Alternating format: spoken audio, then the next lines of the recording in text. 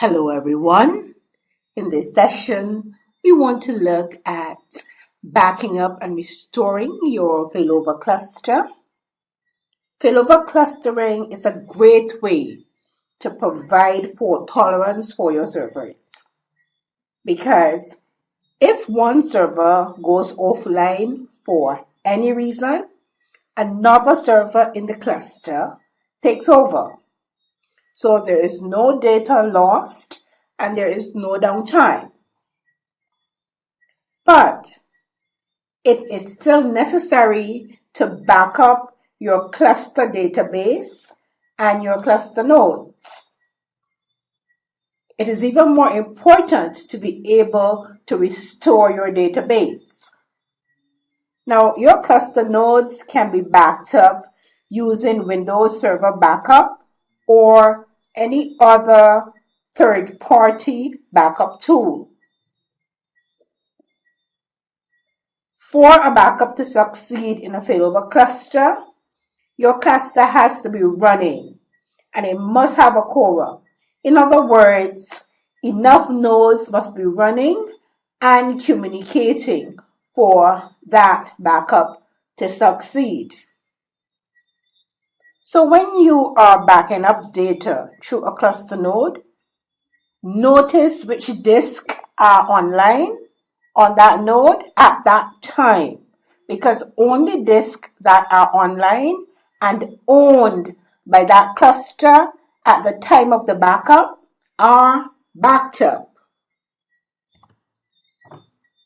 Let's take a look at restoring the failover cluster from backup.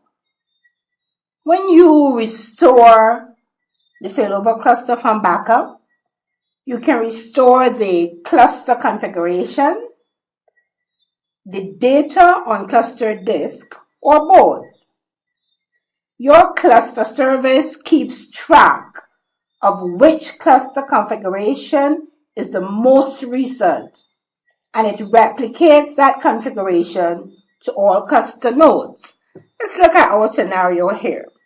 Let's say that the first node in this cluster went offline and you had to restore that cluster from backup. When you restore the cluster, you're going to have a choice to make because you have two types of restores. You have what is called a non-authoritative restore and you have an authoritative restore. When that cluster node is restored to its normal function from the backup that you made, then that cluster node is going to take on its normal function. This is called a non-authoritative restore because whatever state the cluster was at, the cluster node was at when you made the backup, that is the state that is going to be restored to. But when that happens, the other nodes within the cluster will have a different configuration. They will have the latest cluster configuration.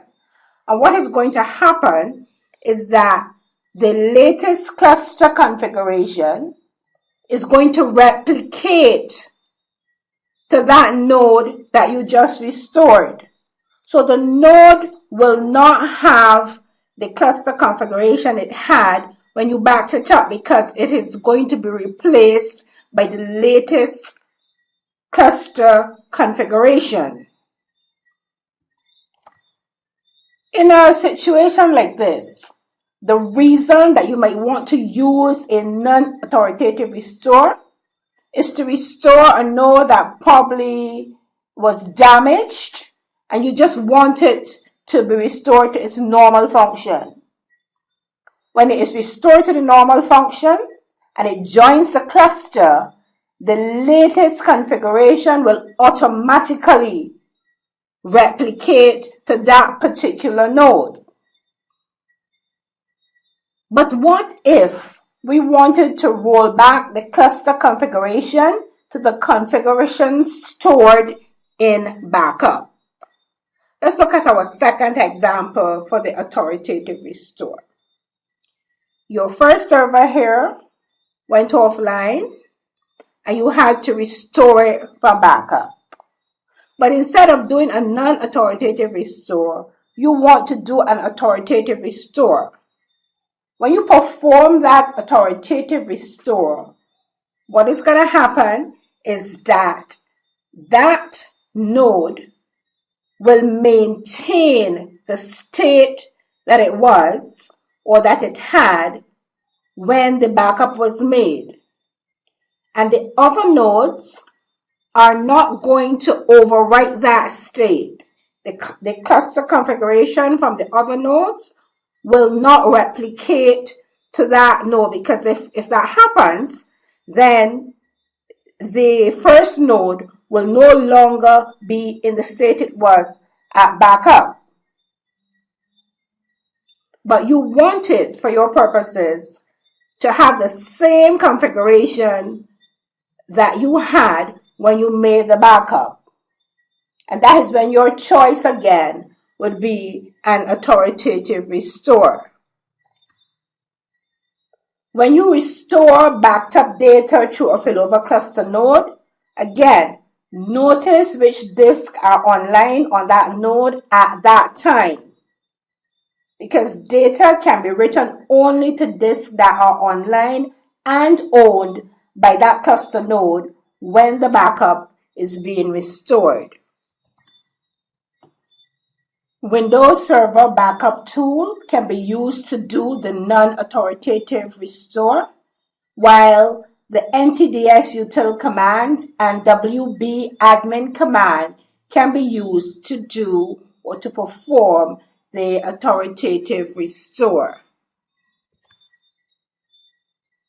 To recap, in this session, we looked at the importance of backing up the cluster database and the cluster configuration so that we'll be able to perform a restore. There are two types of restore, the non-authoritative and the authoritative. And depending on the situation that you have as administrator, you will choose one of those methods of restoring the node in your failover cluster or your data on a clustered disk. This is the end of our session on backing up and restoring your failover cluster. I want to thank you for listening.